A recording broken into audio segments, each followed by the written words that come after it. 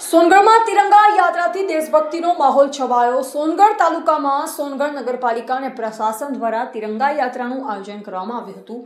યાત્રામાં માજી સૈનિક સંગઠનના પ્રમુખ ચંદ્રકાંતભાઈ ગામિત, ઉપપ્રમુખ મુન્નાભાઈ ગામિત, સંગઠન મંત્રી શૈલેષભાઈ ગામિત, ઉકાઈ તાલુકા પ્રમુખ વિજયભાઈ ગામિત, ઉપપ્રમુખ સતીશભાઈ પટેલ, સોનગઢ તાલુકા પ્રમુખ પોસલાભાઈ ગામિત, ઉચ્છલ તાલુકા પ્રમુખ સુભાષભાઈ ગામિત સહિત સંગઠનના વિવિધ હોદ્દેદારો જોડાયા હતા।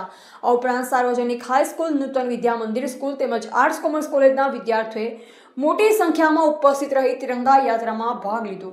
યાત્રા દરમિયાન વીર શહીદો અમર રહો અને જય જવાન જય કિસાનના દેશભક્તિના નારાથી સમગ્ર સોનગઢ ગુંજી ઉઠ્યું હતું।